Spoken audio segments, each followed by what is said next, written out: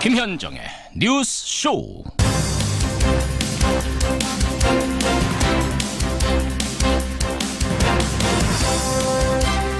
일 층 계단엔 방화문이 없었습니다. 스프링클러도 없었습니다. 비상 발전기도 없었습니다. 화재의 원인도 오리무중입니다. 법 자체가 없기도 했고요. 또 법을 어기기도 하면서 총체적인 부실이 만들어낸 또 하나의 화재 참사, 바로 밀양 참사입니다. 애청자 여러분 안녕하십니까. 밤사이에 부상자 1명이 또 숨져서요. 지금 사망자가 39명으로 늘었습니다. 어제는 제천 화재 참사의 유가족이 밀양 화재 유가족들을 방문해서 서로를 위로하는 그 장면 보셨는지 모르겠네요. 참 마음이 많이 아팠습니다. 판박이처럼 닮은 사고를 바라보면서 언제까지 우리는 뒷북 좋지만 반복할 건지 답답하기도 합니다. 잠시 후에 밀양 화재 그 다급했던 현장 그리고 대책까지 꼼꼼히 짚어보죠. 김현정의 뉴스쇼 출발합니다.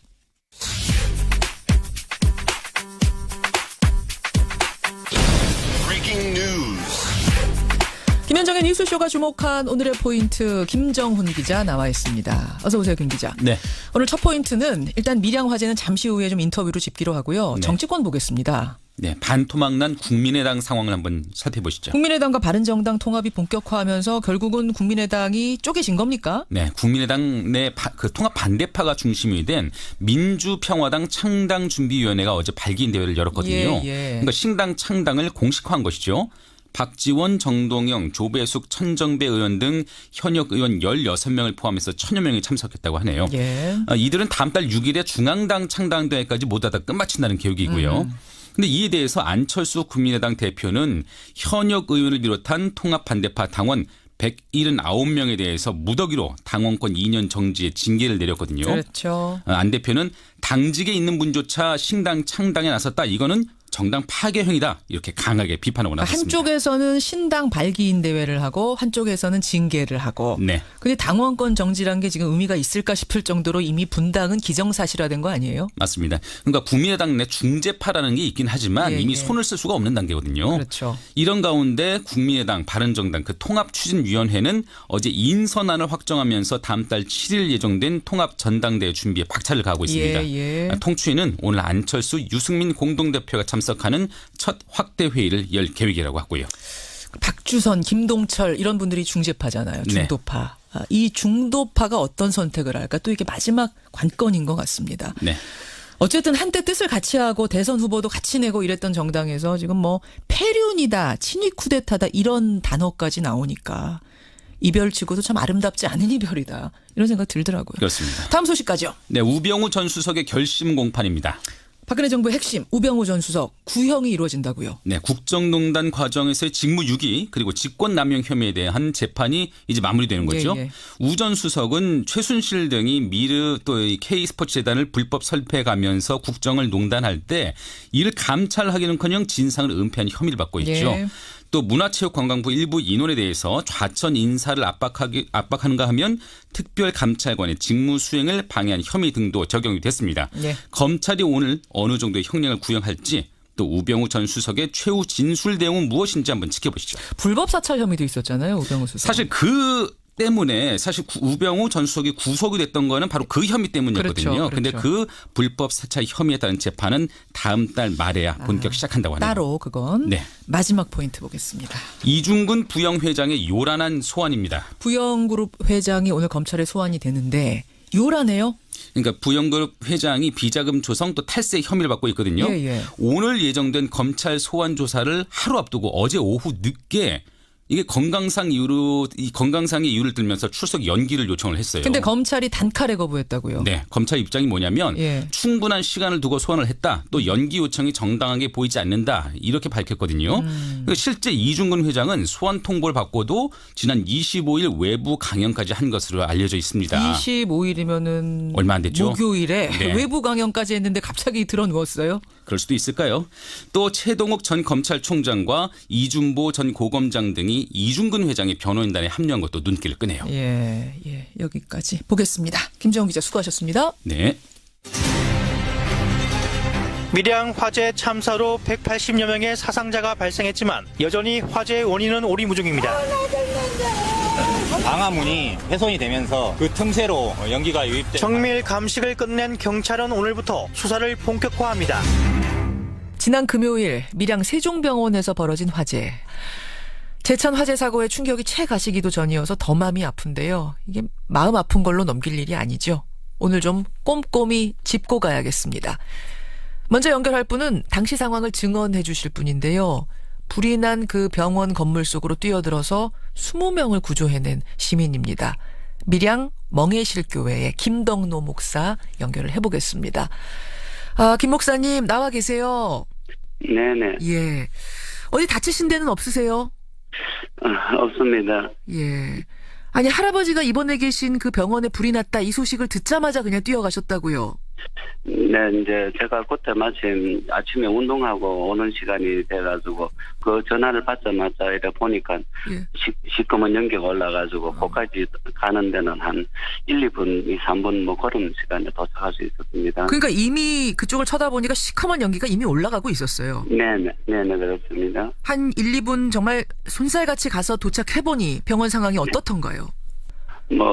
참 글자 그대로 아비규환이 돼가지고 그래가 응급실로 들어가니까 응급실에서는 하여튼 아주 짙은 어떤 그 매연의 연기가 뿜어대가지고 그러고 열이 온 데가 화끈한 걸 느꼈습니다. 예. 근데 거기서 가로질러 가면은 뭐가 있는가 하니까 이제 마침 보니까 신경외과 그 원장님께서 막 경황이 없이 하시더라고요. 그러면 저 원장님을 도와드려야 되겠다 싶어서 원장님 따라 이제 그 6층에 그 요양병원에 응급실 계단이 있었습니다. 자, 응급실로 이제 들어가셔가지고 외과 선생님과 함께 요양병원으로 네. 가신 거예요.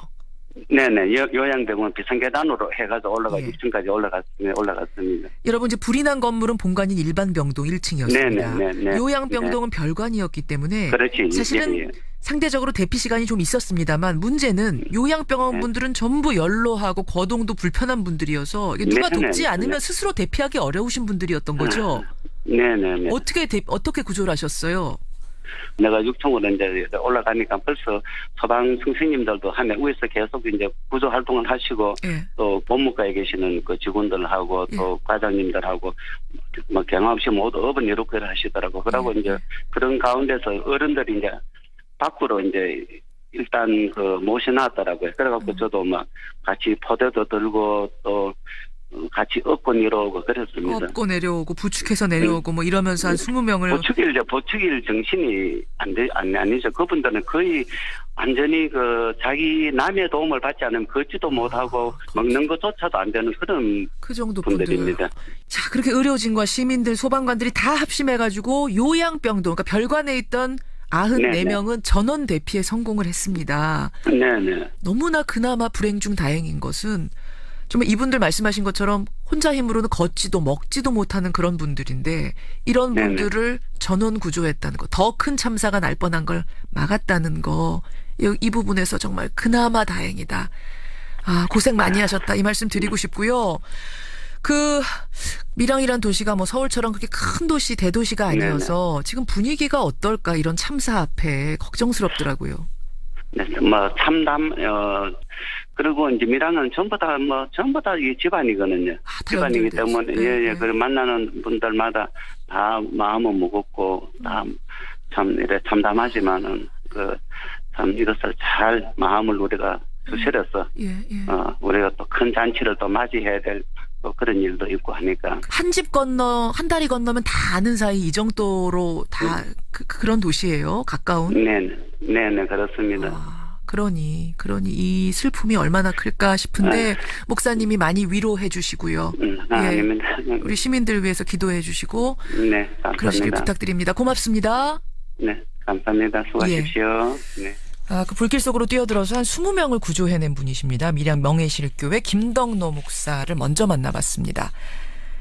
도대체 왜 이렇게 대형 화재 사고가 자주 일어나는 건지, 우리가 근본적인 대책을 제대로 마련을 하고 있는 건지 전문가와 함께 짚고 가야겠죠. 숭실사이버대 이창호 소방방재학과 교수 연결해 보겠습니다. 이 교수님 나와 계세요. 예, 안녕하십니까. 물론 건조한 날씨면 화재가 많이 발생한다는 거 우리가 알고는 있습니다만, 예. 그래도 예년에 비해서 대형 화재가 요 사이에 잦은 느낌이거든요. 예. 왜 그런 건가요? 날씨의 영향이라고 하는 것은 야외의 경우, 그러니까 예. 산불이나 이런 것들은 크게 영향을 받고 있고요. 예. 건축물 내부에서의 화재는 사실상 날씨의 영향은 크지 않다라는 연구 결과들이 있습니다. 그래요. 실제 연간 화재 건수를 보면 4만 3천 건에서 4만 5천 건 정도가 발생하고 있고요. 예. 뭐 크고 작은 화재가 하루에 120건 정도가 평균적으로 난다라고 보시면 될 것 같습니다. 이렇게 대형 사고로 이어지는 것들은 그동안 우리가 건축물을 시공함에 있어서 경제적인 측면만을 강조해 왔기 때문이고요. 예. 우리 사회가 지금 당장 드는 건축비의 절감이냐, 향후 발생할지도 모르는 막대한 사회적인 비용의 지불을 놓고 도박을 하고 있는 것입니다. 이렇듯이 사회 전반에 걸친 도덕적 관념의 붕괴 등이 가져온 결과이고요. 예. 큰 사건이 발생할 때마다 근본적인 원인을 해결하지 못한 사회적 책임의 결과라고 보시면 됩니다. 그럼 지금 더 잦은 이유는 특별히 뭐가 이유가 있어서라기보다는 언제든지 터질 일이 이번에 좀 우연히 많이 겹쳤다 뭐 이렇게 보면 되는 거예요? 예, 맞습니다. 그래요. 그리고 이런 대형 사고들이 한번 발생을 하게 되면요. 예. 근본적인 원인을 치유를 해야 되는데 예.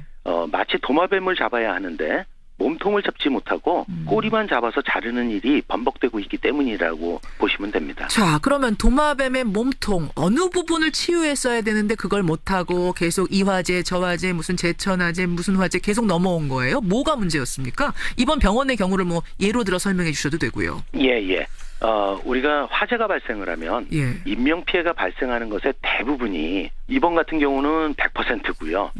평균적으로는 한 60% 이상이 연기에 의한 질식사입니다. 질식사. 결국은 화재가 발생한 지점과 사람이 죽는 지점을 들여다보면 화재가 발생한 것보다 상층에서 사람들이 많이 죽거든요. 그렇더라고요. 지난번 목욕탕 예. 제천 사고도 그랬잖아요. 예. 맞습니다. 그러니까 연기가 침투하지 않는 구조를 만들어야 되는데 예. 결국은 그 연기의 경로를 차단하지 못했다라는 거거든요. 여기서 연기의 경로를 차단하지 못한 경우는 두 가지가 있습니다. 크게. 예. 하나는 이게 5층짜리 건물이다 보니까 지하층이 없는 5층이다 보니까 5층 이상이 돼야 피난 계단을 만듭니다. 피난 계단이라는 게 따로 있습니까? 비상 계단? 이제 비상 계단이 피난 계단은 아니고요. 예. 1층부터 시작을 해서 계단으로 올라갈 때 예. 방화문을 설치하는 것이 피난 계단입니다. 아, 방화문. 이번 예. 병원에는 방화문 없었다면서요? 예, 방화문 1층에는 없었습니다. 1층엔 없었어요. 그러니까 이런 계단을 우리가 뭐라 그러냐면 직통계단이라고 얘기를 합니다. 아하. 그러니까 직통계단의 형태를 띠면 순식간에 연기로 차버리면 예. 계단으로 나올 수 없다라는 문제점이 생기죠. 이번에도 보면 말입니다. 2층에 예. 계시던 분들이 예. 불이 난 건 알고선 바로 내려갔는데 예. 1층 계단을 통해서 거기밖에 통로가 없으니까 그리로 내려갔는데 그 내려가던 분들이 거의 다 돌아가셨대요. 불길이 예, 워낙 빨리 계단을 통해서 올라오는 바람에. 예, 맞습니다. 그러니까 연기는 수평 방향으로는 1초에 1에서 2m 정도를 가는데요. 예. 수직 방향으로는 3에서 5m 정도를 움직입니다. 결국은 1초가 지나면 일개층이 올라간다는 얘기고요. 1초에 1층씩. 그걸 방화문으로 닫아주느냐 안 닫아주느냐는 천지 차이군요. 맞습니다. 그다음에 이제 두 번째 수직관통부라는 곳이 있습니다. 예. 이런 수직관통부들을 내화 충전재를 이용해서 다 막아야 되는데 어떤 곳이 그런 곳이에요? 수직관통부라는 것은 하수배관도 올라가고요. 상수배관도 올라가고요. 배관. 그렇죠. 예. 그다음에 또 전기 설비들도 올라가고요. 예. 이런 것들이 수직으로 올라가야만 되지 않습니까? 예. 각종 건물에 필요한 유틸리티들이 올라가는 관통부가 있습니다. 예. 이런 관통부들을 전부 다 내화 충전재로 메꿔줘야 되는데 아하. 이 부분을 그냥 뚫어놓는다든지 또는 가연성 물질로 채워놓게 되면 이 부분은 화재가 났을 때 순간적으로 다 뚫려버립니다. 그냥 타고 올라가는 거군요. 맞습니다. 오히려. 그러면 그쪽으로 연기가 이동을 하기 때문에 예. 상층부에 있는 분들이 연기를 마실 수밖에 없는 구조라는 거죠. 방화문을 다시 한번 보면 말입니다. 이 예. 병원은 1층에는 방화문이 없었고 2, 3, 4 이 위쪽은 다 있었어요? 있습니다. 직통계단의 형태는 있습니다. 법적으로는 건축법상에 예. 5층 이하면서 예. 지하 2층이 안 되는 건물들은 예. 전부 다 직통계단을 쓰고 있습니다. 아, 그러면은 그 방화문이 1층에 필요 없는 계단. 예, 없습니다. 그걸 쓰고 있다. 그러다 보니까 이번 병원 같은 경우도 1층에는 방화문이 없었던 거고 그게 결국은 1층에서 불이 났을 경우에는 치명적이 될 수 있다 이 말씀이신 거군요. 예, 맞습니다. 그럼 교수님 생각하실 때는 좀 저층 건물이더라도 1층 방화문 설치 의무화해야 된다라고 보시는 거예요? 예. 아무리 소규모 건물이라 하더라도 신안 계단화 시키는 것이 예. 안전을 위해서 필요하다는 것입니다. 너무 비싸서 그런 거예요? 왜 1층 방화문 설치 의무 안 한 겁니까? 방화문이 얼마나 되겠습니까? 한 20-30만 원 정도의 가격이면 충분히 해결이 될 거라고 보는 거고요. 그러게요. 그조차도 경제적인 논리에 적용이 된다고 그러면 사실은 문제가 있다라고 보는 거죠. 저는 언뜻 지금 저층 건물 학교 생각나는데 학교들은 어때요? 1층에 방화문 다 있습니까? 없습니다. 거기 학교 같이 낮은 건물에는 1층, 2층, 3층, 4층 방화문 거의 없습니다. 그래요. 그러니까요. 예. 지금 낮은 건물에 대해서 이게 예. 방화문 설치가 의무화가 아니라 그러면 이거 학교들은 다 뚫려 있다는 얘기인데 전 그거 좀 걱정이 되고 예. 이번에 스프링클러도 없었어요. 이 병원에. 예. 이것도 뭐 불법 위법이 아니었다면서요. 예. 바닥 면적, 한 층의 바닥 면적이 600m 자승 이상이어야만 스프링클러를 설치하게 되어 있습니다. 예. 의료기관의 경우에는. 예. 근데 이 건물 같은 경우에는 이제 5층이면서 바닥 면적이 600m 자승이 안 됐기 때문에 아하. 스프링클러 적용 대상은 아닙니다. 예. 또 하나는 드라이비트. 예. 지난번 제천 사고 때도 불쏘시개 역할을 했던 게 드라이비트 아닙니까? 외벽재. 예. 이번에도 드라이비트를 썼다고 하던데. 예. 측면은 드라이비트인 것은 사실입니다. 예. 그런데 이번은 제천하고 좀 다르게요. 예. 실내에서 불이 났기 때문에 아하. 다행히도 불을 빨리 신고하고 빨리 진압을 해서 그런지 예. 외부로 번지는 그런 그 일은 없었습니다. 이 드라이비트라는 외연제 말입니다. 마감제. 예. 이거 얼마나 만연해 있나요? 우리 주변에 굉장히 만연해 있고요. 외부 단열이라고 하는 공법 중에 예. 유일합니다. 좀 더 보강을 해서 예. 내화도를 높여야 될 필요성이 좀 있습니다. 알겠습니다. 얘기 예. 듣다 보니까 뭐 이게 어디서부터 손대야 되나 좀 막막하기도 한데요. 정리를 좀 해주신다면 우리 어디부터 손대야 됩니까? 우리가 이제 난방기구라든지 예. 이런 데서 화재가 나면 그 책임을 누가 묻냐면요. 피해법에 의해서 제조자가 모든 피해를 다 물어줍니다. 그런데 건축물에서 화재가 발생을 하면 예. 건축주하고 시공사가 책임을 안 묻습니다. 아. 그러니까 결국은 건축주하고 시공사에게 이런 책임을 물게 만든다고 그러면 어느 누구도 내 건물을 싸고 안전하지 않은 그런 건축물로 만드는데 할 사람이 아무도 없는 거죠. 그러니까 건물을 산 사람은 모르고 건물을 사게 되는 거죠. 그러니까 지금 소유주가 현 소유주가 건축한 사람이 아닐 경우가 대부분이잖아요. 맞습니다. 지어서 파는 경우. 그러니까 그 맞습니다. 건축을 한 사람들, 시공사 이런 사람들이 예. 철저하게 화재에 대해서 경각심을 가질 수 있도록 법이 좀 그런 식으로 구조화 돼야 되지 않겠는가. 예, 맞습니다. 예, 오늘 여기까지 말씀 나누고요. 우리 이 부분에 집중해서 이 문제를 다시 한번 들여다봤으면 좋겠습니다. 고맙습니다, 교수님. 예, 감사합니다. 예, 숭실사이버대학교 소방방재학과 이창우 교수였습니다. 김성환의 행간 시사평론가 김성환 씨 나오셨습니다. 어서 오십시오. 네, 안녕하세요. 청취자 진기수님, 네. 안타까운 일이 일어나 너무 마음이 아픕니다. 우리 청취자들은, 국민들은 다 마음이 이런데 정치인들은 그 자리에 조문 간 것까지는 좋았어요. 네. 근데 가가지고 또 네 책임이니 내 책임이니 이거 참 볼썽사나웠습니다. 맞습니다. 상가집 가가지고 이게 무슨 얘기를 하는 건지 모르겠는데요. 예. 국민들은 다 책임이 있다고 생각하는데 정치인들만 책임이 없다고 생각하는 거 아닐까. 상대방 책임만 있다고 생각하는 건 아닐까. 그래서 굉장히 좀 답답했습니다. 씁쓸했죠. 네. 그래요. 오늘 행간에서는 무슨 얘기 가지고 오셨습니까? 어제부터 오늘 새벽까지 인터넷 포털 사이트 실시간 검색어 1위에 이 자유한국당 여상규 의원 이름이 올라 있습니다. 여상규. 예.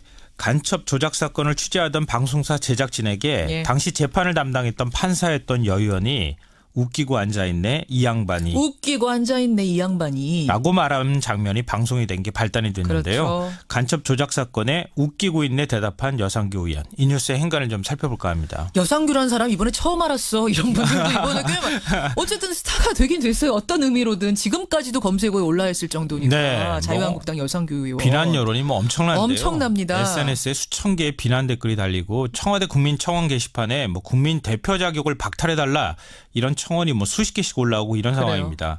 이 사건의 발단이 지난 주말 한 방송사 고발 프로그램에서 내보낸 간첩 조작 사건 편입니다. 예. 이 1980년 서울시경 정보과에서 형사로 근무하던 석단윤 씨가 안기부죠. 그러니까 국가안전기획부로 끌려갑니다. 80년에. 예, 끔찍한 고문을 당하고 간첩으로 조작이 돼서 1심에서 무기징역형을 선고받고 무려 18년 동안 형을 살다가 2014년에 석방이 되거든요. 18년 동안 감옥에 있었어요. 네. 죄가 없는데. 예. 그래서 재심 신청을 해서 무죄 판결을 받았습니다. 그렇죠. 근데 당시 1심 재판부를 담당했던 판사가 바로 여상규 의원이었습니다. 그렇죠. 그러니까 책임을 못 느끼냐 이런 제작진의 질문에 웃기고 있네 이런 식의 답변을 하고 전화를 끊어버린 거죠. 예. 그러니까 한 사람이 인생이 달린 일인데 어떻게 웃긴다는 말로 대답을 할 수 있느냐 이런 비난 여론이 뭐 쇄도하고 있습니다. 검색어 오르려고 일부러 그러신 거 아닌가 싶을 그렇지 정도로 않겠죠, 설마. 어떻게 답변이 이렇게 나올까 싶은데 행간 뭐가 숨어 있어요? 첫 번째 인간은 죄송합니다. 참여까지 할 거라고 기대한 건 아니었다입니다. 누가요? 방송사 제작진이에요. 이 38년 전 일이에요. 예. 간첩 조작 사건이 아무리 있었고 당시 판사가 여 의원이었다 하더라도 그때 일 어떻게 생각하십니까? 이렇게 질문했을 때 정말 죄송합니다. 제가 잘못했습니다. 이렇게 참여하는 모습을 보일 거라고 기대했겠습니까? 저는 그런 기대까지는 하지는 않을 거라고 생각해요. 왜냐하면 당시에 판결했던 판사들 지금 국회의원 하는 사람들 여러 명이에요. 예. 이런 사람들 참여하는 모습 보인 적 한 번도 없어요. 굳이 꼭 여상규 의원만 그런 모습을 보일 거라고 생각하지는 않았을 거라는 거예요. 그렇게까지는 기대도 안 했을 거다. 최소한의 양심, 예. 최소한의 책임 그 정도가 아니더라도 독재 정권의 독재 권력이 힘이 들려서 어쩔 수 없었다는 라든지. 최소한의 책임의 예. 피라도 그렇죠. 하는 답변이 돌아올 줄 알았더니 어쩔 수 없었지만 도의적으로 참 죄송합니다. 네. 정도는 나올 줄 알았겠죠. 웃기고 있네. 이렇게 나온 거예요. 그렇죠. 그러니 얼마나 분노 여론이 커지겠습니까? 그래요. 두 번째 인간이요. 두 번째 인간은 6년 전 주차장 혈투 사건이 떠오른다입니다. 6년 전에 주차장에서 무슨 일이 있었습니까? 이게 2012년 2월이었는데요. 예. 국회의원 회관 지하 1층 주차장에서 난데없이 난투극이 벌어졌습니다. 어허. 당시 선거구 획정 문제가 뜨거운 감자였거든요. 예. 이 한 선거구가 없어질 위기였는데 경남 남해 하동이었습니다. 예. 바로 여상규 의원의 지역구였거든요.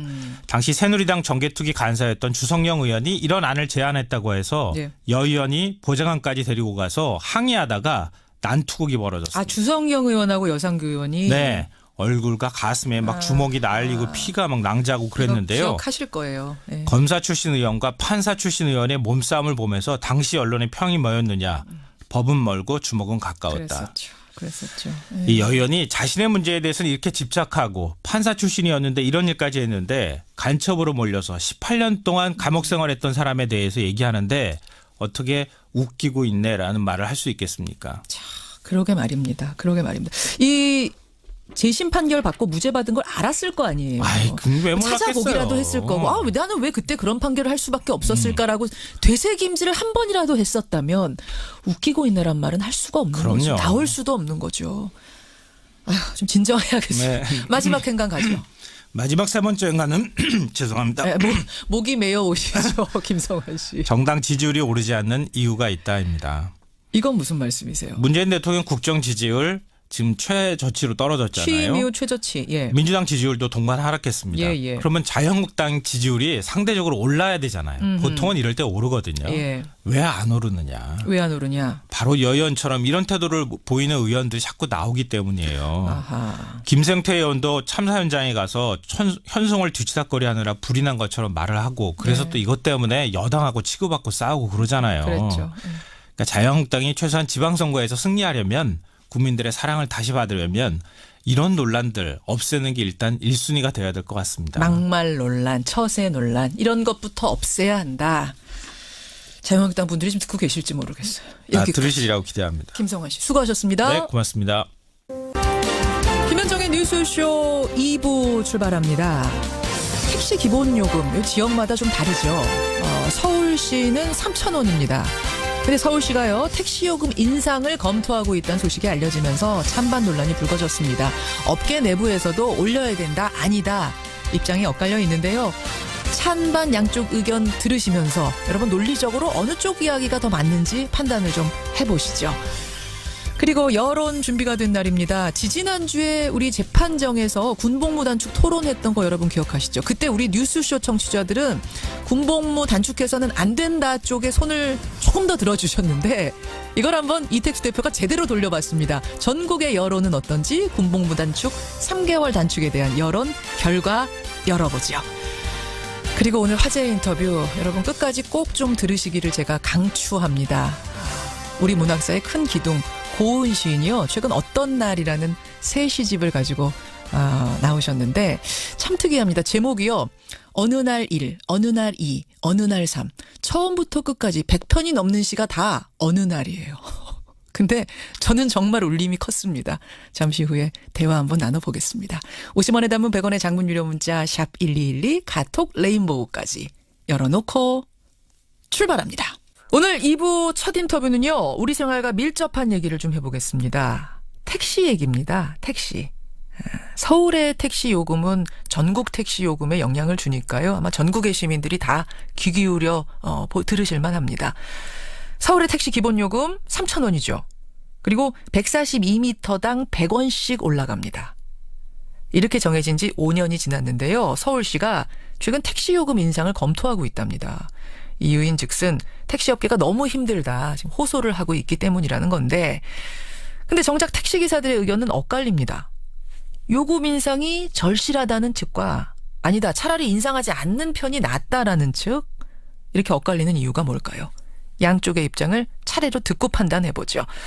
먼저 택시요금 인상이 필요하다. 청와대에 청원까지 하셨던 분입니다. 개인 택시를 운전하시는 이우진 기사 연결해보겠습니다. 이 기사님 안녕하세요. 예. 안녕하십니까. 저 서울 개인 택시 이우진입니다. 몇 년 되셨어요? 택시 한 지는 6년 정도 됐습니다. 6년 정도. 예. 택시요금 인상이 절실하다 주장하시는 이유는 뭘까요? 먼저 국내 물가 상승률을 기준으로 보면요. 예.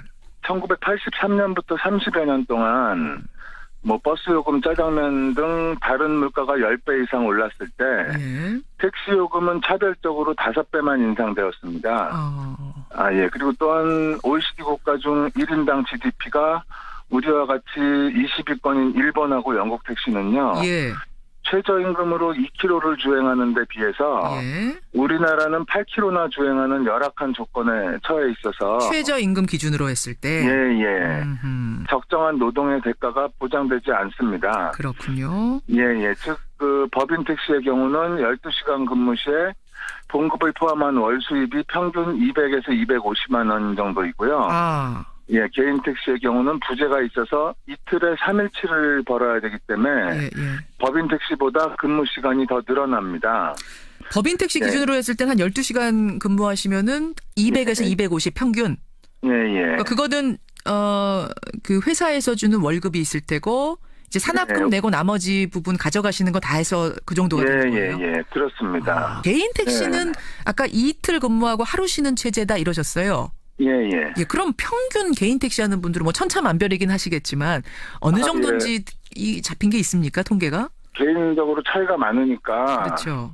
그 회사 택시하고 비슷하게 하시는 분들도 있고, 연세가 드시거나 체력이 또 이게 변수가 되거든요. 아까 말씀드렸듯이. 우리 이우진 기사님 같은 경우는 그럼 개인적으로는 어떠세요? 저 같은 경우는 350만 원 정도 이렇게 수입이 되는데 근무를 얼마나? 그걸 하기 위해서는 근무를 16시간, 18시간 이런 식으로 근무를 해야 되는 그 힘든 조건이 있거든요. 그래서 하루 16시간씩?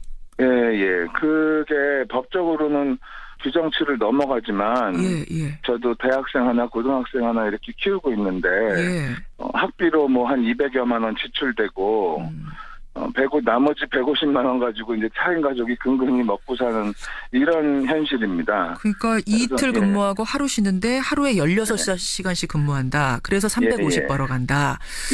그거 병나시겠는데요. 이렇게 하다 보면.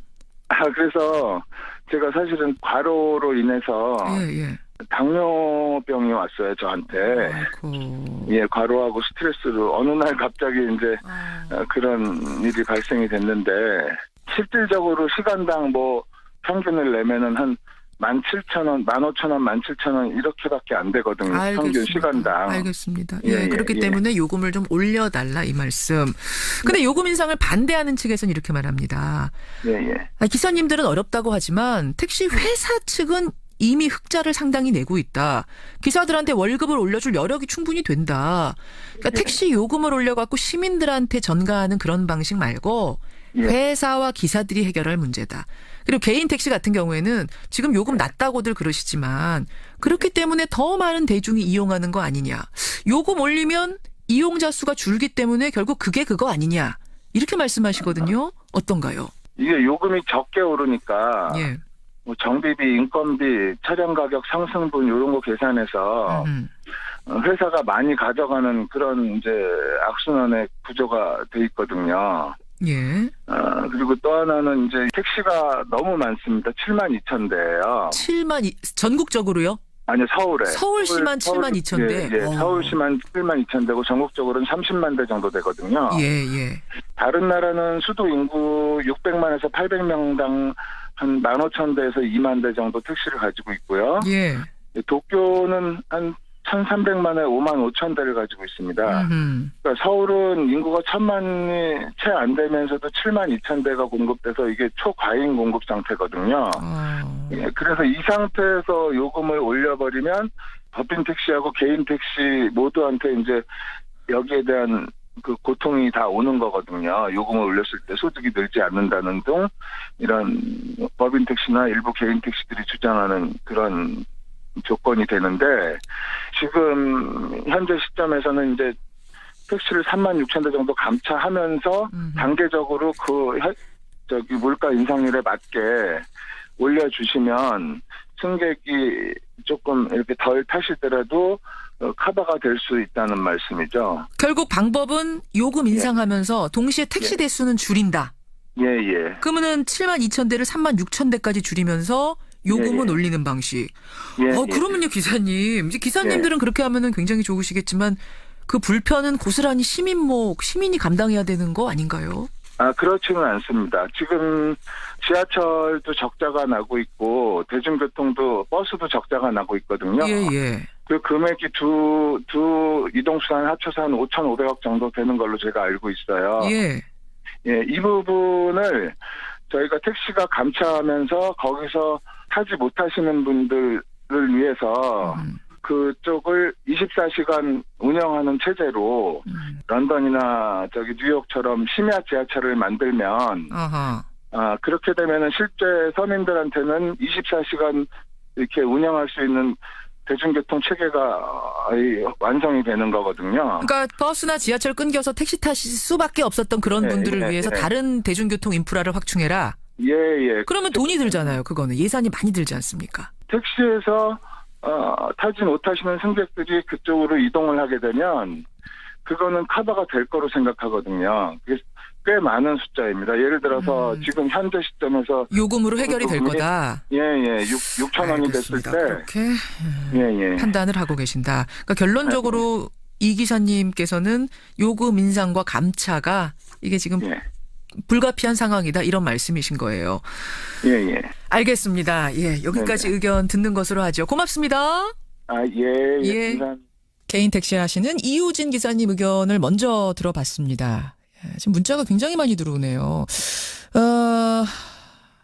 지금도 택시 잡기 어려운데 더 감차하면 어떻게 하겠다는 건가? 정광주님 이런 문자도 들어오고 세탁소 하시는 3187님은 저희는요 부부가 아침 6시부터 밤 10시까지 일하는데 400 못 벌어요. 아이고. 예. 기사님들만 어려운 거 아니다. 또 이런 문자도 꽤 많이 이제 시민들 고객 입장에선 들어오는데 기사님들 입장이 다 똑같은 게 아닙니다. 택시 기사분들 중에도 요금 인상에 반대하는 측도 계세요. 민주노총 공공운수노조 택시지부의 이사명 정책위원장 연결을 해보죠. 이사명 위원장님 안녕하세요.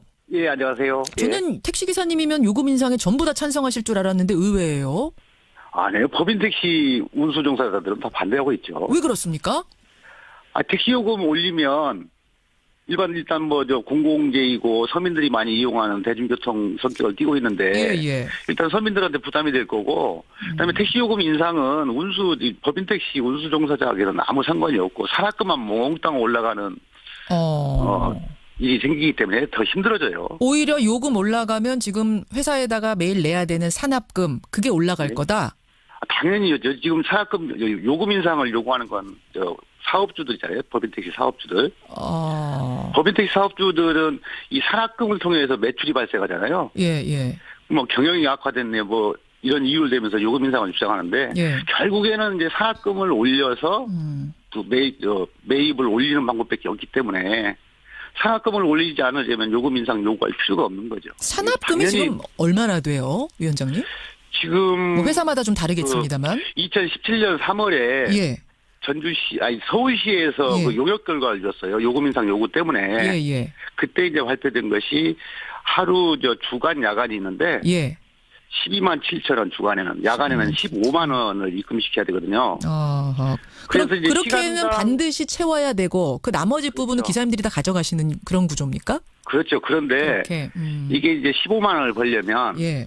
그 용역 결과에서 1시간당 법인 택시 노동자들이 15,000원을 번다고 나와 있어요. 예. 그러면 최소한 9시간, 10시간 일해야 겨우 산학금 채우잖아요. 그렇겠네요. 그럼 10시간 이상 일하고 나서 추가 운송수금을 가져가는 게 이제 수익금인데 예. 200만 원 정도 벌려면 최소한 뭐 12시간 이 정도 일해야죠. 11시간. 그러니까 지금 12시간 일하는 분 기준으로 법인 택시 한 200에서 250 가져가는 게 지금 평균이다라고 앞에서 기사님이 말씀하셨어요. 그러니까 결국은 250은, 네. 법인 택시 하는 분들은 그게 그걸 거다. 오히려 손님만 줄 거다 이 말씀이시군요. 그렇죠. 손님 줄고 사업주만 배불리는 거죠. 그러면 산업금을 오르지 못하게 좀 동결시키고 이렇게 막을 방법은 없습니까?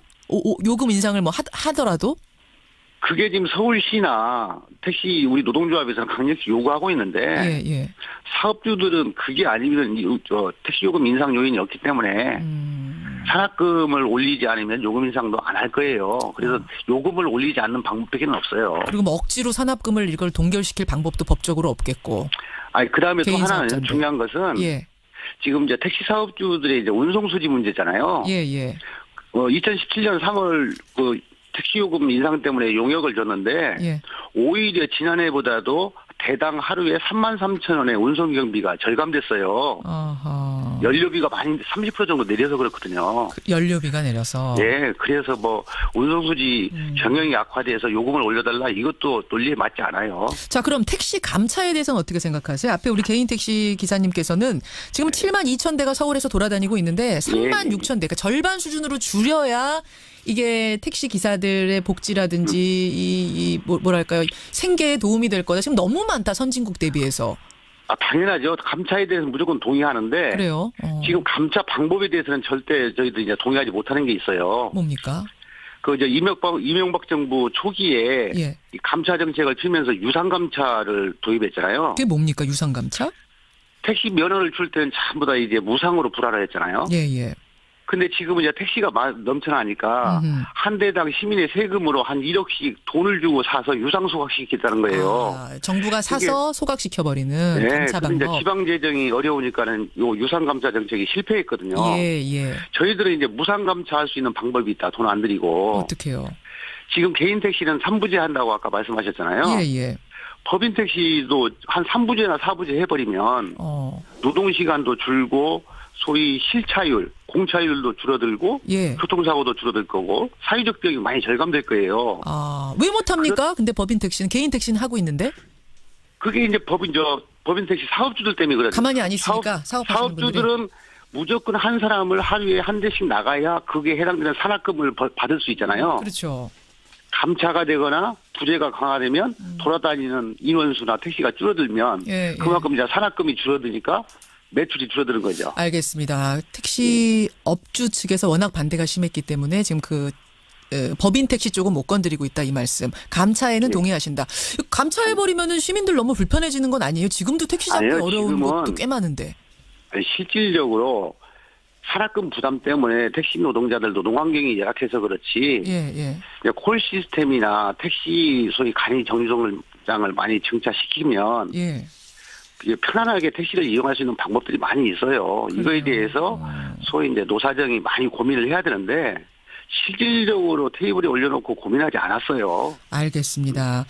나오신 김에 정책위원장님, 2161님 외에 많은 청취자들이 지금 택시요금 인상, 처우 개선 논의도 좋지만 우선 서비스에 대해서 좀 해결해달라 이런 문자를 많이 보내주세요. 오늘 택시업계 분들이 인터뷰에 오랜만에 나오셔서 아마 청취자들이 문자를 집중적으로 보내시는 것 같은데 물론 어려우시고 고되신 거 이해하지만 좀 친절했으면 좋겠다. 혹은 어디 간다 그러면은 거긴 못 갑니다. 이런 거 있잖아요. 승차 거부. 이거 좀 줄었으면 좋겠다. 이런 문자 많이 주시는데. 근본적인 문제가 있어요. 우리 소비자 여러분들, 시민들한테 죄송하긴 하지만.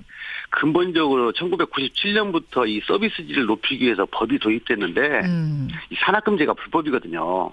산업금제가 불법이에요? 그러면요, 법령에는 전액관리제라는 게 있어요. 수익금을 많고 적음을 떠나서 산업금이 아닌 전체 수익금을 갖다 주고 이제 고정 월급을 받는 형태가 법이 도입됐는데 이걸 시행을 안 해요. 아니, 산업금이 불법인데 그럼 지금 다 하고 있잖아요. 그렇죠. 이걸 갖다가 이제 소위 행정부가 예. 지도하고 감독하고 강력하게 시행을 해야 되는데 예. 그걸 지금 하지 않기로 한번 묵인해 주는 거군요, 그냥. 그렇죠. 예. 그거 산업금하고 이 친절도하고는 무슨 상관입니까? 당연히 이제 수익금이나 이런 거에 대해서 과다를 따지지 않으면 예. 서로 택시 하는 노동자끼리 경쟁하지 않을 거 아니에요. 서로 승객을 태우기 위해서 난폭 운전하고 불법 운전하고 하고 있잖아요. 예. 그래서 이걸 갖다가 이제 전체 거다. 수익금의 과다를 따지지 않고 전체를 갖다가 다 입금시키고 고정 월급을 갖게 되면 안전한 택시로 다시 거듭날 수 있는 법령이 만들어져 있어요. 알겠습니다. 예. 오늘 이제 서울시가 지금 논의 중입니다. 뭔가 결정된 건 없습니다만 600원에서 1,500원 정도 올리는 인상안을 놓고 논의를 시작하고 있다니까요. 우리 청취자들이, 고객들이, 승객들이 다양한 의견을 전달해야 될 것 같습니다. 고맙습니다. 네. 민주노총 택시지부 이삼형 정책위원장이었습니다.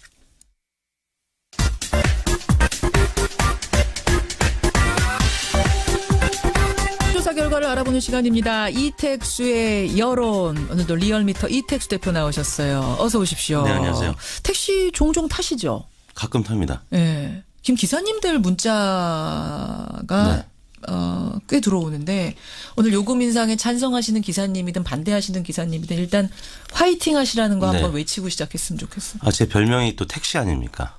어릴 때부터. 왜요? 이택시? 콜택시라는 별명도 가끔 불리게 돼요. 이택수. 네. 별명이 초등학교 유치한 별명이긴 합니다만. 그 안경 쓰면은 안경제비, 옷 쓰면 오징어 이러듯이. 네. 그래서 저는 택시 기사님 좋아합니다. 기사님들 많이들 들으세요. 뉴스쇼 굉장히 많이 들으세요. 기사님들 화이팅 하시고요. 화이팅입니다. 여론 들어가죠. 여론. 네. 오늘 여론 주제가요. 군복무 단축 얘기입니다. 군복무 단축. 이택수 대표도 지금 첫째를 군대 보내셨잖아요. 그렇습니다. 조사를 하면서도 남다르셨겠어요. 그렇습니다. 보통은 제 입장 표명이 좀 어려운 상황입니다만 저는 이 질문에 있어서는 단축에 찬성하는. 그렇지만 이 대표의 개인 의견은 전혀 상관없이 여론조사 객관적으로 돌렸습니다. 우리 또 직원들은 반대하고 있기 때문에. 저희가요. 사실은 지지난주에 재판정에서 한번 이걸 갖고 토론을 했거든요. 3개월 단축안 가지고. 그때만 해도 정부가 아직 정해진 거 없습니다. 이랬는데 정해졌답니다. 방안이 나왔습니다. 18개월 단축하겠다. 이제 대통령만 서명을 하면 바로 시행이 되는 거죠. 예, 그렇게 되는 겁니다. 여기에 대해서 여러분 아직 지금 서명은 하지 않았습니다. 여러분들의 생각은 어떠신가? 질문 어떻게 던지셨어요? 네, 저희가 지난 금요일인 1월 26일 전국 19세 이상 성인 9,302명에 접촉을 해서 최종 501명의 응답을 완료했습니다. 5.4% 응답률이었고요. 무선 전화 면접 및 유무선 자동응답 혼용 방식이었고 표본 오차는 95% 신뢰 수준에서 플러스 마이너스 4.4%포인트였고요. 질문은 다음과 같이 했습니다. 최근 정부는 2022년까지 공군과 해군 병력은 현 수준으로 유지하되 육군을 단계적으로 감축하고 현재 육군 기준으로 21개월인 복무 기간을 18개월로 3개월 단축하는 방침을 발표했습니다. 선생님께서는 군 복무 기간을 3개월 단축하는 것에 대해서 어떻게 생각하십니까? 어떻게 생각하십니까? 1번 매우 찬성, 2번 찬성하는 편, 3번 반대하는 편, 4번 매우 반대. 결과는요? 네, 매우 찬성 30.4, 찬성하는 편 21.7. 합해서 찬성 의견이 52.1%로 나타났고요. 반대하는 편 20%, 매우 반대 24.2%, 합해서 44.2%가 반대하는 것으로 나타났습니다. 찬성 52.1, 반대 44.2. 저희가 재판정에서 우리 뉴스쇼 청취자 의견 돌렸을 때는 차이가 크진 않았습니다만 반대 쪽이 좀 많았거든요. 근데 전 국민 여론조사로 돌릴 때는 찬성이 조금 더 우세하네요. 네, 그렇습니다. 오차 범위가 플러스 마이너스 4.4%포인트였는데요. 8.8%포인트까지는 오차 범위 내인데 7.9%니까 오차 범위 내로 봐야 될 것 같은데요. 여하튼 8%포인트가량 찬성이 높았습니다. 연령별로는 20대가 찬성 의견이 높았습니다. 67.5%였고요. 30대가 64.7%. 예. 군대를 갈 연령대가 지금 포함이 돼 있기 때문에 그러네요. 그렇게 높게 나타나는 것 같고요. 40대도 58.8대 35.2로 찬성 의견이 우세했습니다. 반면에 60대 이상은 반대로 64.1%가 반대, 찬성이 30%로 상반된 입장이었고요. 예. 50대의 경우에도 찬성 48.2, 반대 50.0, 오차 범위 내에서 반대 의견이 한 2%포인트가량 높게 나타났습니다. 이게 여성 남성으로도 차이가 있어요? 여성은 찬성이 높게 나타났습니다. 60.3%가 찬성, 반대가 35.5%. 역시. 반면에 남성은 찬성이 43.7, 반대가 53.1로 10%포인트가량 반대가 높게 났습니다. 단축한다 그러면 오히려 남성들이 찬성해야 될 것 같은데 여성들이 60% 넘게 찬성이네요. 네. 왜 그럴까요? 여성들은 뭐 저희 집사람 포함해서 이제 보내야 되니까 잘. 네, 엄마들 입장도 반영이 됐을 것 같고 여자친구 입장도 있을 테고. 남성들은 이미 갔다 온 친구들은 좀 배 아픈 면도 있지 않겠습니까? 두 번째는 이제 진짜 국방을 걱정하시는 수도 있고. 예비역들 이런 분들의 의견이 반영이 된 것 같습니다. 지지 정당별로도 이게 뭐 좀 특색이 있습니까? 나눠집니까? 네, 정의당, 민주당 지지층, 진보 진영에서는 찬성 의견이 70% 이상 높게 나타났고요. 예. 반면에 자유한국당 지지층은 반대 여론이 80% 이상으로 높게 나타났습니다. 80%가 넘습니까? 87.3%가 반대했고요. 국민의당도 61.9%가 반대, 바른정당 지지층도 58%가 반대하는 것으로 나타났고 그래요. 이념 성향별로는 진보층이 72.8%가 찬성, 중도층은 49.9대 45.7 찬반이 오차 범위 내에서 팽팽했고 보수층은 68.7%가 반대하는 것으로 나타났습니다. 결론적으로 찬성 의견이 조금 더 높고요. 남성일수록 그리고 나이가 젊을수록 더 찬성한다. 이런 결론이 나왔군요. 정리조사 가보죠. 대통령 지지도, 국정 운영에 대한 평가. 사실 지난주 목요일에 리얼미터에 2번 발표하시잖아요. 오늘 월요일 한번 목요일 한번 발표를 하는데 목요일 조사가 굉장히 많은 파장을 일으켰습니다. 취임 후 처음으로 60%대가 깨졌어요. 대통령 지지도. 59.8이었던가요? 네. 예. 그리고 나서 금, 토, 일 주말 사이 어떤 변화가 있습니까? 네. 저희 리얼미터가 지난주 주중 집계 목요일에 59.8%를 발표했고요. 예. 한국갤럽은 60% 중반이었고 또 RN서치라는 곳이 56.7%로 가장 낮았습니다. 더 낮은 곳이 있었어요? 네. 언제 조사하느냐에 따라 차이가 있을 텐데 저희가 이제 그 이후에 목요일, 금요일 조사를 다 마무리해서 주간 집계를 냈습니다. 주간 집계는 60.8%로 지난 주중 집계보다는 소폭 반등을 했는데요. 그 전주에 비하면 여하튼 5.2%포인트가량 하락한 수치를 기록했습니다. 그러니까 지난주 월요일에 저희가 주간 집계 발표할 때 66이었거든요. 그렇죠. 66. 근데 60.8로 한 주 만에 5.2%포인트가 빠졌어요. 그렇습니다. 2주 변동을 보면은 2주 전엔 70.6이었는데 거의 한 주간에 5%, 6%포인트씩 2주 연속 빠졌기 때문에 60.8%로 떨어졌고요. 부정평가는 34.6%로 5.3%포인트 증가한 것으로 나타났습니다. 원인은 어떻게 분석하세요?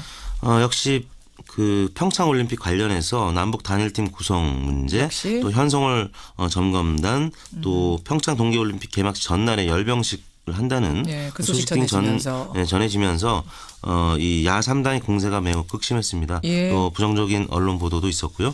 그래서 지지율이 좀 빠지는 것으로 나타났습니다. 그럼 정당 지지율에도 영향을 줬겠는데요? 그렇습니다. 당정 지지율이 이제 같이 하락을 했는데요. 민주당 지지율은 지난주에 48.3이었는데 이번 주 46.6%로 1.7%포인트 빠졌고요. 한국당이 18.1에서 21.8%로 모처럼 20%대로 올라섰습니다. 잠깐만요. 자유한국당이 20%대로 올라선 게 이게 굉장히 오랜만인 것 같은데요. 그렇습니다. 지난 대선 이후에 이제 처음이죠. 일간으로는 가끔 20%를 넘는 적이 있었는데요. 주간 집계로는 처음입니다. 저도 지금 자유한국당 숫자 앞에 2 나오는 거 처음 본 것 같아요. 대선 이후 처음입니다. 예. 그래요. 그 바른정당 국민의당 쭉 가보죠. 네, 바른정당이 6%, 국민의당 5.7%, 정의당이 5% 순으로 나타났습니다. 그렇군. 바른정당 국민의당 합당한 경우에도 조사해 보셨죠? 네, 잠재정당 구도인데요. 이 경우에는 민주당이 44.3%, 자유한국당 20.6%, 그리고 국민바른통합개혁신당이 12.6%로 12.6. 아까 바른정당 6, 국민의당 5.7 합해서 11.7이었는데 그보다는 한 1%포인트가량 높은 12.6%로 지난주보다 한 3%포인트가량 올랐습니다. 정의당이 6.8% 그다음에 가칭 민주평화당으로 알려진 국민 바른 통합 반대 정당이죠. 통합 반대파들. 예, 3.8%로 지난주보다는 소폭 빠진 것으로 나타났습니다. 그렇군요.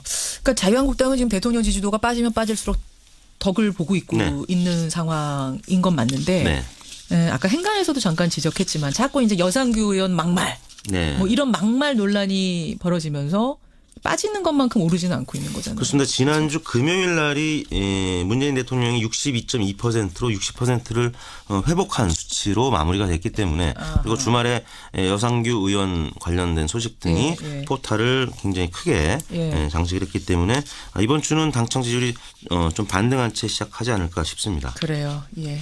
이택수 대표님. 많은 분들이 지금 이택수 대표도 택시기사님들과 함께 힘내시라 문자 보내주고 계시는데 조사개혁까지 힘내서 발표하고 가시죠. 네, 이번 조사는 지난주 월요일인 22일부터 금요일인 26일까지 닷새 동안 전국 19세 이상 유권자 42,009명에게 통화를 시도해서 최종 2,510명이 응답을 완료해서 6% 응답률이었습니다. 조사 방법은 같았고요. 표본 오차는 95% 신뢰 수준에서 플러스 마이너스 2%포인트였고 자세한 내용은 중앙선거 여론조사 심의위원회 홈페이지를 참고하시면 되겠습니다. 이택수 대표 고맙습니다. 네, 감사합니다.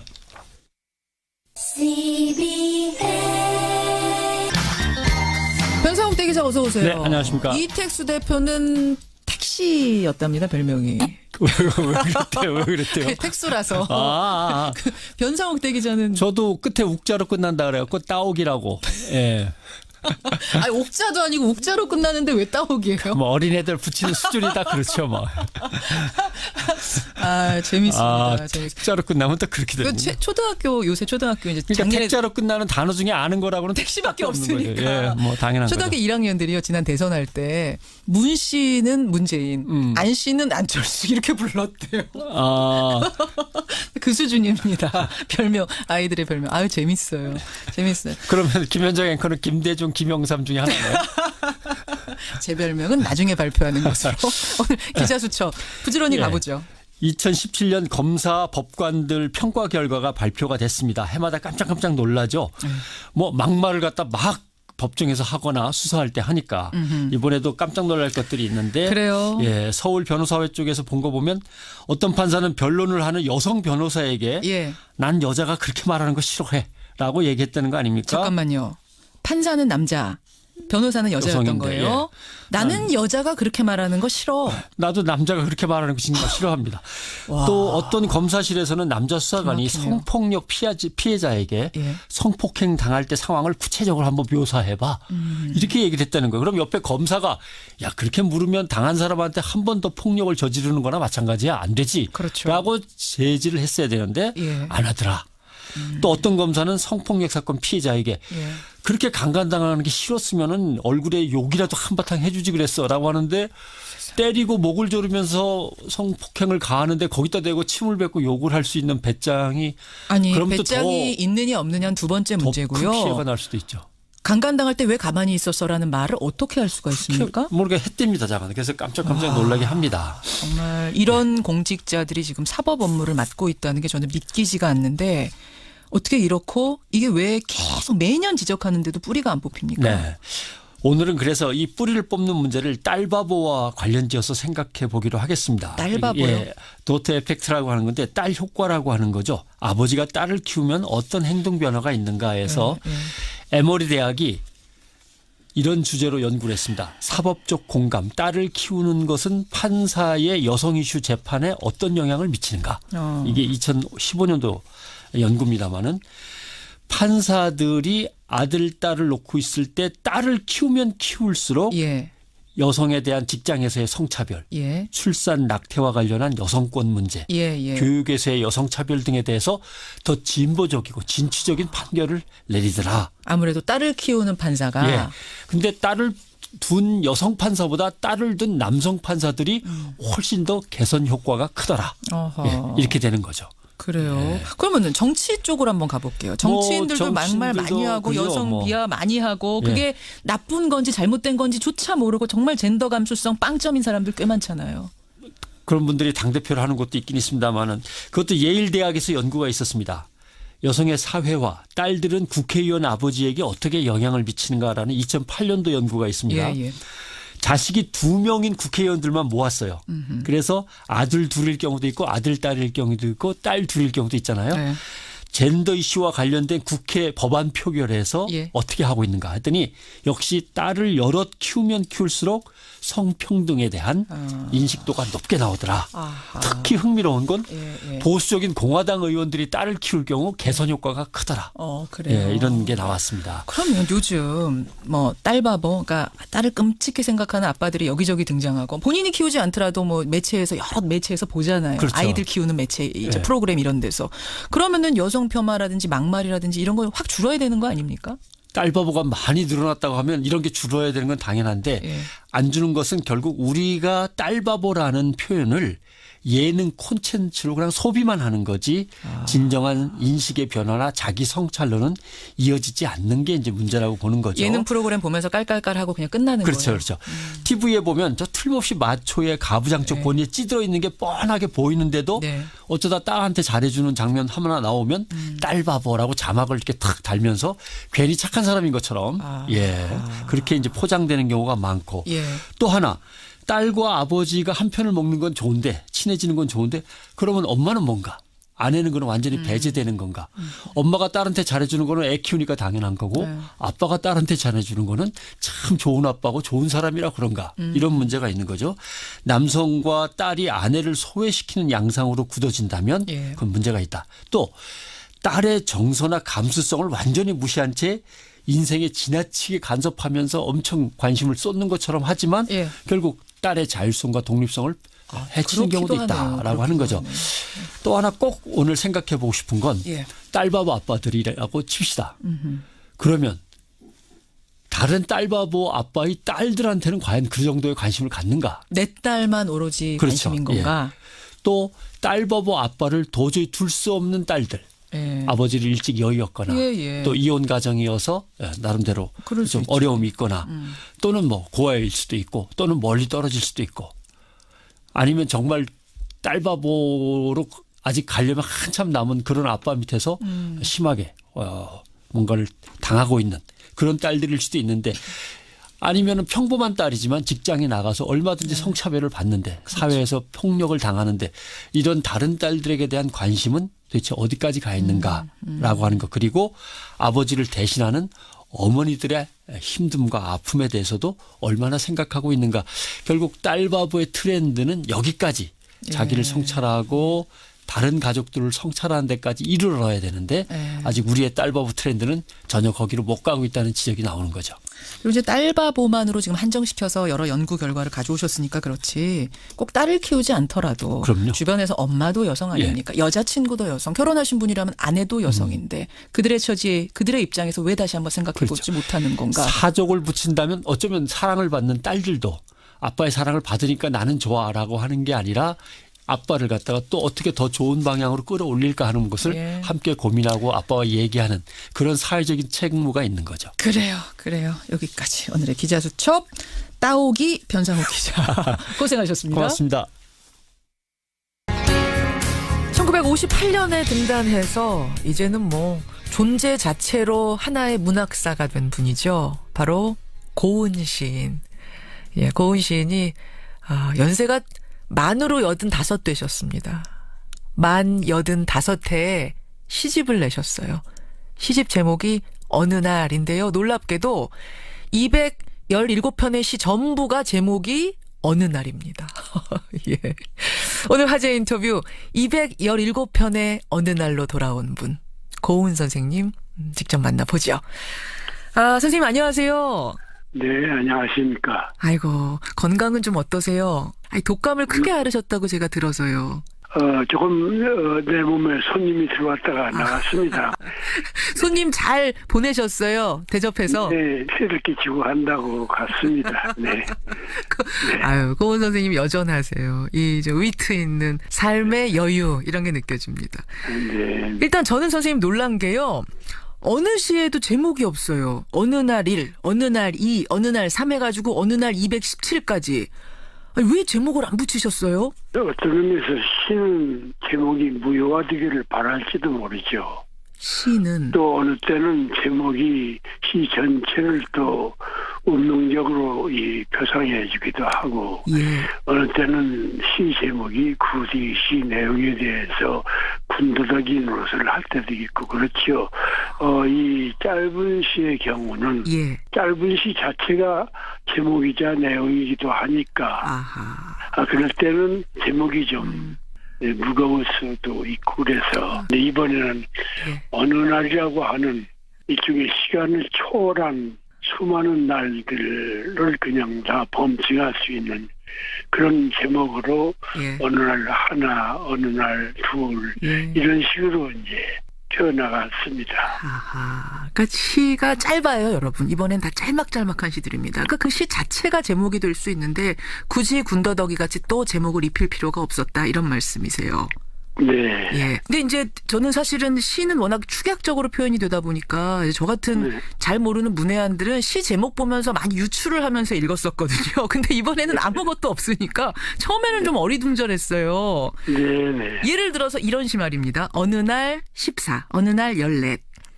팔이 안으로 굽는다. 천만 다행이다. 다리는 밖으로 굽는다. 끝. 이게 뭐예요, 선생님? 나도 모르겠습니다. 아니 선생님도 모르시면 누가 알아요? 이 세상이 알죠. 저는 그래서 수수께끼 같아서 이걸 선생님 인터뷰하면 꼭 여쭤봐야겠다 고은 선생님한테 이러고선 지금 들어왔거든요. 이렇습니다. 이제 가령 우리가 팔이 이제 안으로 굽지 않습니까? 그렇죠. 그래서 사람들은 가까운 인연무치, 이웃 이런 것에 편들고 내 새끼, 내 혈육설은 팔을 안으로 굽는다 해서 사랑하고 또 남의 자손들은 나 몰라라 하고 하는 이런 것을 옛날부터 팔이 안으로 그렇죠. 굽는다 팔이 그렇게 안으로 얘기했죠. 속담이죠. 그런데요. 사실은 팔이 안으로 굽는 것은 팔은 그걸 의식하지 않는 것이죠. 그리고 또 균형 있게 이 다리는 밖으로 굽지요. 그러니까 이제는 우리는 다리가 밖으로 굽는 것을 표상해서 일부를 더 사랑할 수 있는 그런 그 삶의 미덕도 갖출 수 있다. 굳이 이런 것까지 설명해서는 시가 아니지만 말이 나왔으니 이제 저 이제 단번에 이해가 되네요. 인체에도 팔은 또 안으로 굽어주고 반대로 다리는 밖으로 굽어주는 그런 대칭의 조화를 내 몸 하나가 갖고 있습니다. 그런 그 오묘한 몸의 구조를 한번 얘기한 것이죠, 단적으로. 몸의 구조이기도 하면서 세상의 구조이기도 하면서 그래서 균형 있게 세상은 굴러가는구나 이런 깨달음이 있네요. 여러분 이런 겁니다. 이런 짧은 시 안에 많은 해석을 담고 있는 시가 바로 고은 시인의 이번 시집인데 선생님 제가 여기서 다 소개할 수는 없고 몇 편만 좀 나눠보고 싶어서 가져와 봤어요. 먼저 사회에 대한 통찰력이 돋보이는 시들 역시 고은이다 싶은 시들 이런 거 있습니다. 어느 날 96. 내 놈은 나쁘다. 내 놈이야말로 나쁘다. 큰 놈 미합 중국 트럼프와 작은 놈 북한 정은이가 서로 주고받는다. 수소탄 이쪽 저쪽. 다른 놈들 팔짱 끼고 처마밑 섰다. 요즘 한반도 보면 답답하신 거죠? 네네. 이 한반도는 가장 중요한 역사 행위가 통일입니다. 지금도 우리는 사실상 준전시 상태의 휴전입니다. 그렇죠. 이걸로 살아오면서 그동안 우리는 여러 곡절을 겪고 민주화도 옛날보다 좀 나아진 편이고 이런 역사를 가져왔지만 이것이 온전한 한국 민족사는 아니고 북한과 하나가 될 때만이 우리는 완전한 역사를 우리가 이뤄나갈 수가 있는데 이렇게 세계에는 분단을 통합으로 하는 역사가 고대일에 있어 왔습니다. 이것을 이제는 우리가 세계와 우리 민족이 함께 어우러져서 통일로 만들어야 되는 과업이 있죠. 이런 이 중요한 과제를 앞두고 우리는 분단이 악화될 대로 돼가지고 지금 핵 문제까지 와 있습니다. 맞습니다. 예. 고민을 담은 시가 바로 아까 그 짧은 시죠. 그렇죠. 다만 100년 사업을 해야 앞으로 우리가 한 30년 이렇게 꾸준히 노력해야 남북이 서로 조금씩 이 적의 감정을, 적의 의식을, 그렇죠. 적의 체제를 조금씩 부셔가면서 하나가 돼야 되죠. 지금부터 부지런히 시작해도 30년 걸릴 텐데 지금 이렇게 가지고 어떡하나. 그러니까 이게 우리 통일은 극적으로 베를린 장벽이 무너지듯이 그렇게 되지 않아요. 우리는 아주 봄, 여름, 가을, 겨울이 4번 이어가면서 계절이 오듯이 이렇게 자연스럽게 통일의 날이 올 겁니다. 그게 우리 민족이 앞으로 만나야 할 미래의 축복이지요. 선생님 말씀이 저는 절규처럼 들립니다. 네. 절규처럼 마음이 아프게 들립니다. 그런 시가 바로 어느 날 96, 96. 고은 선생님, 여러분 지금 만나고 계십니다. 저는요, 선생님, 이번에 그 217편 시를 쭉 읽으면서 이제 고은 시는 어떤 경지에 이른 듯하다. 그러니까 글을 잘 쓴다, 못 쓴다, 뭐 그런 차원이 아니고 그냥 도인 같은 느낌 있잖아요. 시에다가 굳이 제목을 달 필요도 없다고 느껴버린 어떤 도인의 느낌? 저 이런 거 받았어요, 선생님. 아유, 네, 과찬이십니다. 정말로. 네. 삶에 관한 시들도 몇 편이 있는데 제가 그중에 뭐 2편 읽어보면 이렇습니다. 네. 어느 날 161. 달이 구름 속에 들어갔다. 뻐기지 마. 내 생애는 가르치기가 아니라 배우기야. 배우다 죽어. 어느 날 168은 이렇습니다. 어차피 다 마시지 못하고 간다. 다 미워하지 못하고 간다. 다 살지 못하고 간다. 누구에게나 한 생에는 반생에. 고은 선생님, 삶이, 인생이 뭡니까? 참으로 이 세상에서는 대답할 사람이 없겠습니다. 선생님도 아직 못 찾으셨어요, 그 정답? 찾아서는 안 되는 겁니다. 찾아서는. 삶의 의미를 그렇게 노출시킬 수가 없죠. 그 삶은 모를수록 삶이겠죠. 모를수록 삶이다. 네. 그럼 우리 눈 감는 그 순간까지 모르는 거예요? 아니면 눈 감을 때 하는 거예요? 그거 이제 눈을 감아봅시다.